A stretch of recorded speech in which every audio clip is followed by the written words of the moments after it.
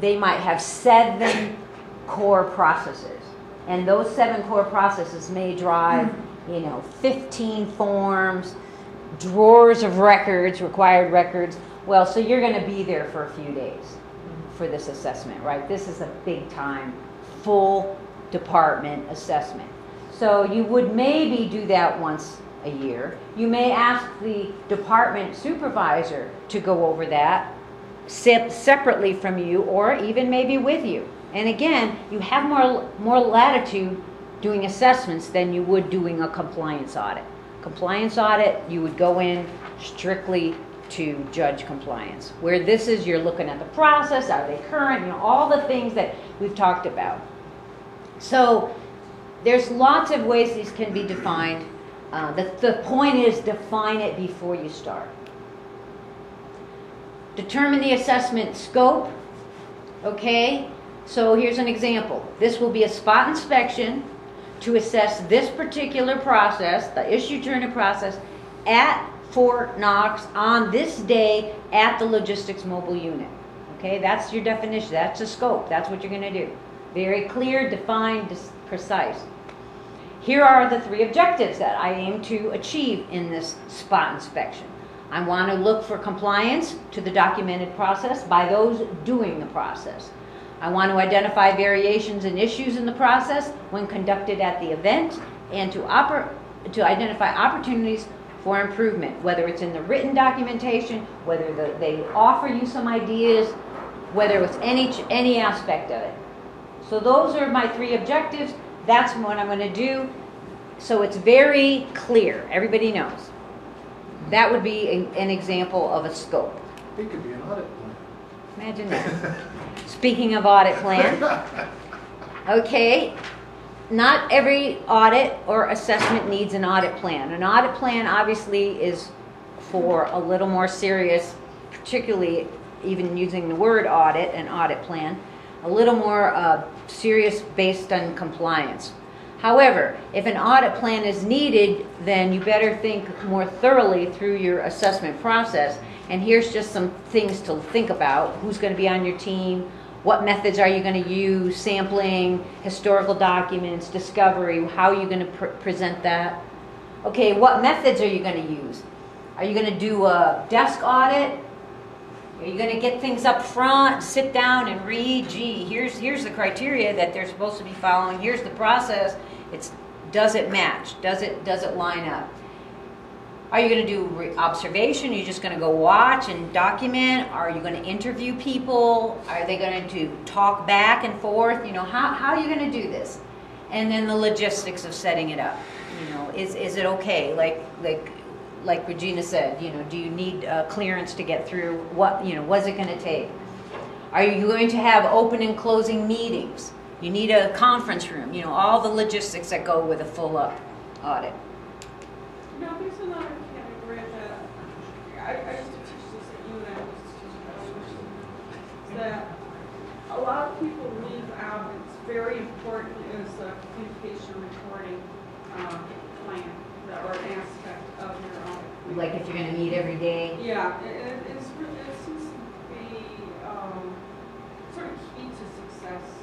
Okay, good point. And if that's missing, and if you don't know when to get back together and talk about stuff, then it builds up over the course of time. You're right. Yep, good. Okay, good heavens, man. Do you realize how this will complicate my next year's tax return?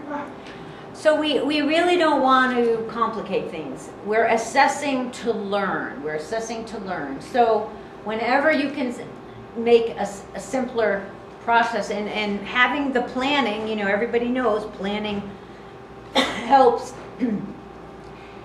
Get ready. Be ready. When you're going to go assess against, some criteria, have it printed, have it with you. So if you get there and they don't have it, you're ready. It's like, well, over here it does suggest blah blah blah, or with it prescribed, whatever. So have whatever you're auditing ready. If you're auditing a process, have the process with you. Yes, it does print paper, but it's good because people still like to see it. It's like, particularly if it's a non-compliance or a deficiency. It's like, well, let's take a look at what step 3 he says. Can you read it to me? All right. Very powerful. Okay. So, prepare. Can't say enough about an audit, and as you say, and when you're going to have the communication piece is part of that. And then start. Okay, how many of you have an assessment report form that you use? Only 2, 3, I have my 4. own. Okay, well, I have an example of one that we use at the Department of Energy. It kind of looks like this, but you fill in the blanks, right? So as an assessor, this takes you through it so you don't forget anything, right? It reminds you, were there strengths that I can note? Were there OFEs? You know, how was that? So when you start the assessment report, even before you get there, you know, what kind of an assessment is it? You do the drop down, level of assessment, when you're assessing, who's the assessor? Well, you are. Who are you assessing? What areas are, okay, well, we're assessing this process at this function, you know, kind of the scope, right? And then all the documents that you're going to be using as your criteria, what are your objectives, and so forth. It's just a front and back, but it takes you through it so you don't forget anything. Fill in the blanks. Determine your key questions, right? Know what you're going to ask before you get there. You just don't show up with the process and say, okay, let's see how you do it. Before you get there, look at the process. Think, where might they have trouble? Where might be a bottleneck, right? Try to understand where this is going to take you, because if you don't ask the right questions, you might not discover the issues. So think about it before you go. Again, that planning piece. I spend hours before I do an assessment, making sure I am ready. Make sure the team is ready. Make sure you know. Practice questions. And go around the table. If you have an audit team, okay, what are some of the questions you're going to ask? Let's hear. Let's think. And then begin, right? How do you approach somebody for their first time? Oh my God, the auditors are coming, right? What am I going to do? What am I going to do? Okay, again, this is part of the training, part of the thinking. Put people at ease, right? Oh, I'm just delighted to be here. You know, I'm interested to see your process. I've heard some great things about your outcomes, and I really want to see how it's done. I have the process here with me. You know, let's go through this together.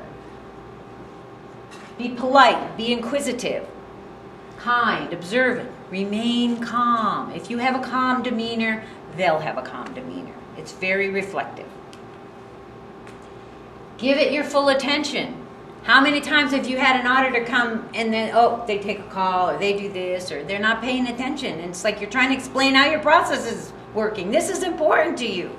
You know, focus when you're there. Focus. Don't let anything disrupt you. If you can clear the room of distractions, do it. If you go in for an audit, they got the radio on or whatever, it's like, would you mind turning it off while we talk about this? People don't mind, but you have to speak up. You have to control the situation, right? To be present. You don't want to be distracted yourself. Never mind, let them be distracted. You know, while we're together over the next 30 minutes, could you forward your phone? Is that reasonable? Sure. Thanks a lot. My phone's on do not disturb as well. You know, help them focus. No matter what, take notes. Right. And I'll tell you a little secret. Get one of those pens that write fast. You know, one of those like liquid ones that you can write really, really fast.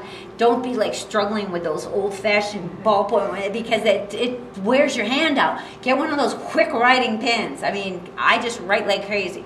And because when you get back, you try to remember, which files did I look at? Who did I talk to? Who mentioned that to me? Where did I see that, right?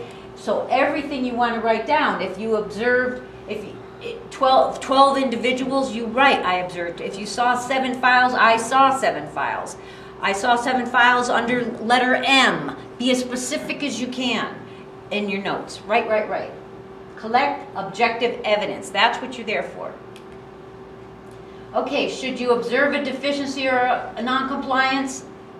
Here's the 3 C's. Stay calm, cool, and collected. No ruffles, no feathers. Just ask. Why did you do it that way? Tell me, explain that to me, right? No